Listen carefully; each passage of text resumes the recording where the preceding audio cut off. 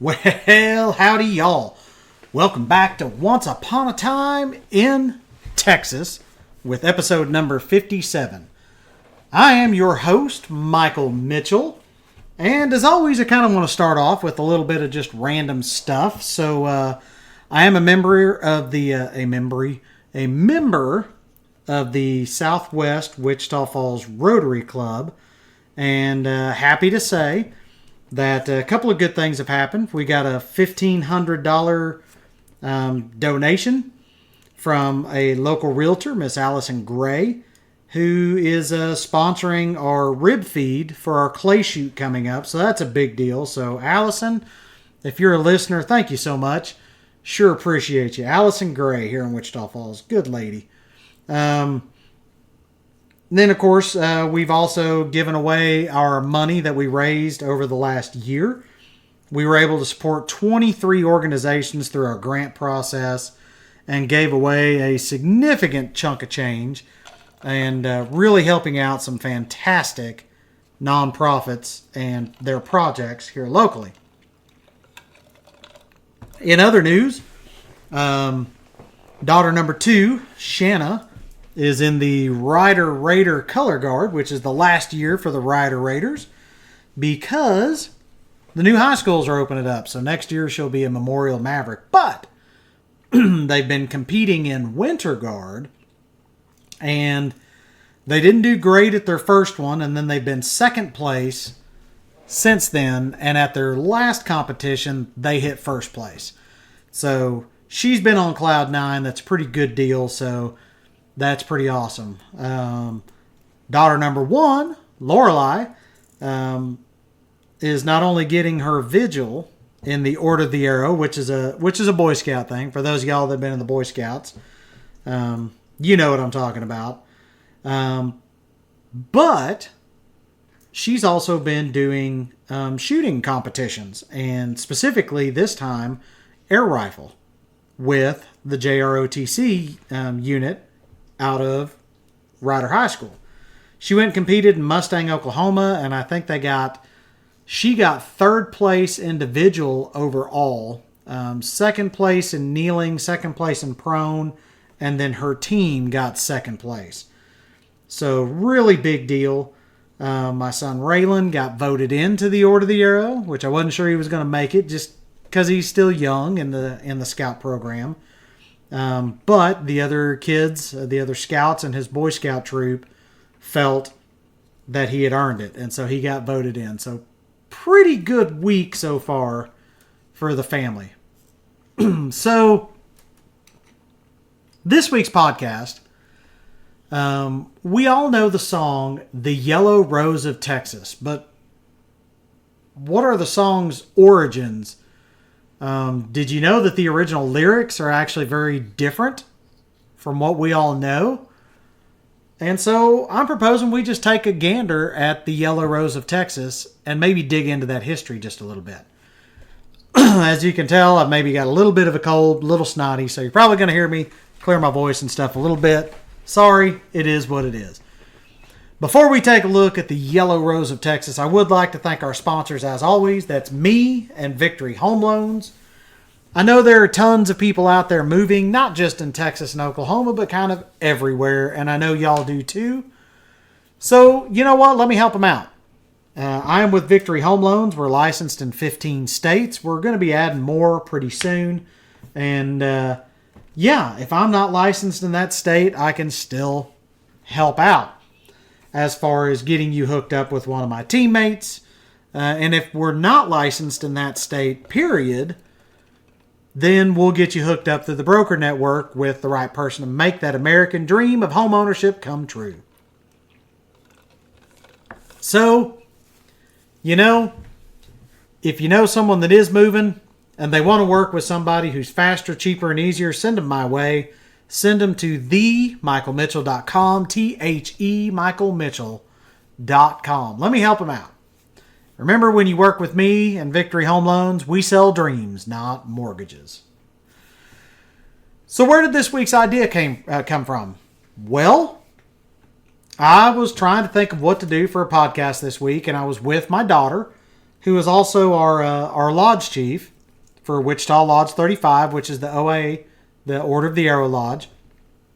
We were at a Boy Scout meeting doing the elections process, and I was outside, and there's the Wichita Circle Trail nearby, and there was somebody a ways off on the trail, but I could hear that they were singing, at least I think, the song Yellow Rose of Texas. And that got me thinking, where did that come from? Like, what is that song about? I don't know that I've ever really thought about it. So here we are. The Yellow Rose of Texas. So, the Yellow Rose of Texas, per Wikipedia, is a traditional American song dating back to at least the 1850s. Members of the Western Writers of America chose it as one of the top 100 Western songs of all time. Many versions of the song have been recorded, the most popular of which was by a guy named Mitch Miller, whose version reached number 1 in the U.S. in 1955. And its popularity made it an unofficial state song of Texas, although the actual state song is called Texas, Our Texas. So let's take a look at the lyrics as most of us know them. I'm just going to read them off, not going to sing them. So here it is. There's a yellow rose in Texas that I'm going to see. Nobody else could miss her, not half as much as me. She cried so when I left her, it like to broke my heart, and if I ever find her, we never more will part. Second verse. She's the sweetest little rosebud that Texas ever knew. Her eyes are bright as diamonds, they sparkle like the dew. You may talk about your Clementine and sing of Rosalie, but the yellow rose of Texas is the only girl for me. Where the Rio Grande is flowing and starry nights are bright, she walks along the river in the quiet summer night. I know that she remembers when we parted long ago. I promised to return and not to leave her so. She's the sweetest little rosebud that Texas ever knew. Her eyes are bright as diamonds, they sparkle like the dew. You may talk about your Clementine and sing of Rosalie, but the yellow rose of Texas is the only girl for me. Next verse. Oh, now I'm going to find her, for my heart is full of woe. We'll do the things together we did so long ago. We'll play the banjo gaily, she'll love me like before, and the yellow rose of Texas shall be mine forevermore. She's the sweetest little rosebud that Texas ever knew. Her eyes are bright as diamonds, they sparkle like the dew. You may talk about your Clementine and sing of Rosalie, but the yellow rose of Texas is the only girl for me. So that's the one that most of us know. So the earliest known version of the Yellow Rose of Texas is found in Christie's Plantation Melodies number 2. It was a songbook published under the authority of Edward Pierce Christie in Philadelphia in 1853. Christie was the founder of the blackface minstrel show known as Christie's Minstrels. The song was uncredited in the original songbook, and it had no sheet music to it at all. And in 1858, someone named J.K. revised the lyrics of the song and added a piano accompaniment to the song. So research in 2010 proposed that J.K. was John Kelly, who used the stage name J.K. Campbell, later J.K. Edward, as a member of the Christie's Minstrels. It is possible that J.K. was the original writer of the song. So, like most minstrel songs, the lyrics are written in a cross between a parody of a generic Creole dialect historically attributed to African Americans and standard American English.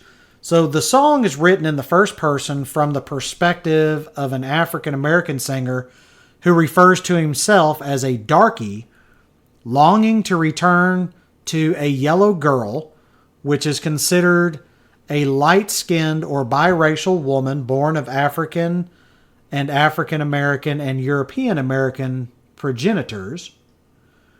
And in the 1858 version, J.K. changed the lyrics from yellow girl to yellow rose.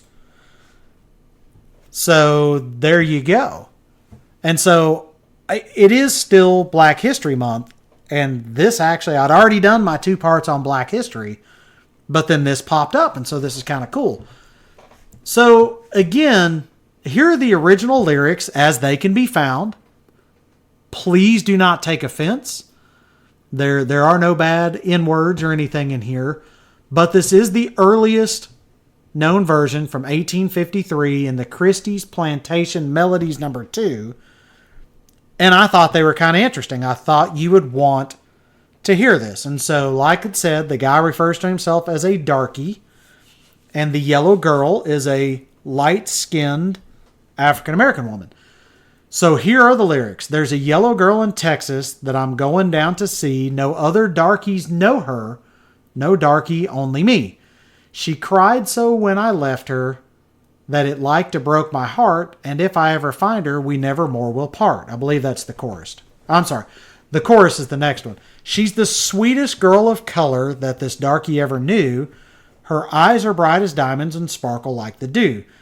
You may talk about your dearest ma and sing of Rosalie, but the yellow rose of Texas beats the bells of Tennessee. Where the Rio Grande is flowing and the starry nights are bright, oh, she walks along the river in the quiet summer night. And she thinks, if I remember when we parted long ago, I promised to come back again and not to leave her so. And then it's the chorus again. Oh, I'm going now to find her, for my heart is full of woe, and we'll sing the songs together that we sang so long ago. We'll play the banjo gaily, and we'll sing our sorrows o'er, and the yellow girl of Texas shall be mine forevermore. So that's kind of interesting. It's a little bit different perspective. And so then that gets me thinking, because I am a curious feller. Who exactly was the Yellow Rose of Texas? Like, what the heck? And this gets me into some interesting history here. And this is going to be a shorter podcast. But I want to get into this. And so womenintexashistory.org talks about the Yellow Rose of Texas. And so here it is. I'm going to read it verbatim from their site because they did such a dang good job. A Texas-sized legend has grown up around Emily West, often known as Emily Morgan, the Yellow Rose of Texas. She is thought to have been a free black woman who came to Texas in 1835 with Colonel and Mrs. James Morgan. The name West may have come from her association with Mrs. Emily West de Zavala, the wife of Lorenzo de Zavala. According to legend, Emily D. West was captured by Mexican General Antonio Lopez de Santa Anna as he marched to fight General Sam Houston at the Battle of San Jacinto in 1836. Myth credits West with sending word of Santa Anna's whereabouts to Houston and then entertaining the Mexican general, distracting him enough that Houston's troops swept in and defeated the Mexican army in 18 minutes. The song, The Yellow Rose of Texas, first published in 1858, popularized this myth.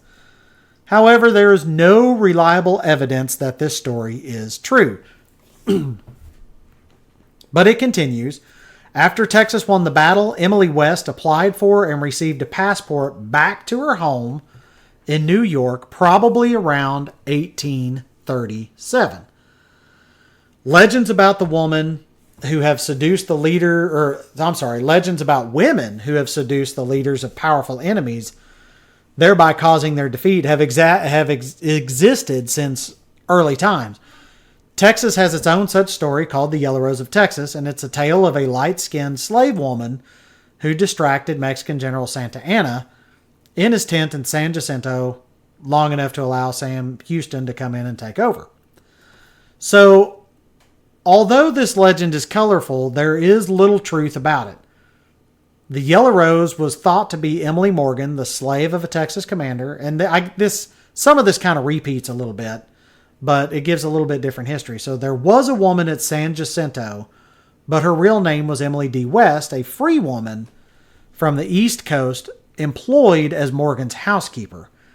She was probably taken prisoner along with other black servants by Mexican soldiers as they spread through the area, in which case she could have actually been at Santa Anna's camp. Given the history of female prisoners of war, though, it is more likely that she was a victim of sexual assaults, more so than she seduced General Santa Anna to save Texas. So in 1837, saying that she had lost her free papers in San Jacinto, Emily West asked for and was granted a passport to leave Texas. She most likely did as soon as she could. And so, yeah, we don't really know where the Yellow Rose of Texas came from, but this legend really lives on because this is all I can find. I can't really find a lot of other stuff about it. So there you go. The Yellow Rose of Texas. You know, changed it from the Yellow Girl in Texas, who I'm going to see, to the Yellow Rose of Texas that I'm going to see. Nobody else could miss her, not half as much as me. She cried so when I left her, it like to broke my heart, and if I ever find her, we never more will part. It's kind of a sweet song, I guess, after it was changed up. So, yeah, this is a little shorter podcast, but I am short on time. I'm heading off to do some training, and this kind of came up to me a little short, but there it is. There's the story of the Yellow Rose of Texas. What do y'all think? They obviously changed it, and it's been changed considerably over the years. There's a bunch of different versions, but I just gave you the original and then the one that was the most popular. So what do y'all think? Let me know. What other weird or off-the-wall or interesting Texas history would you like to hear about? I want to thank our sponsors again, of course. You know, me and Victory Home Loans. Keep in mind, if you know someone moving basically anywhere in the United States, send them my way. Send them to themichaelmitchell.com, THE michaelmitchell.com. I love to help people laugh and smile and help get them into homes of their own. So thank you all for tuning in to the short version of Once Upon a Time in Texas this week. And as always, remember, the stars at night are big and bright, deep in the heart of Texas. Y'all have a great week.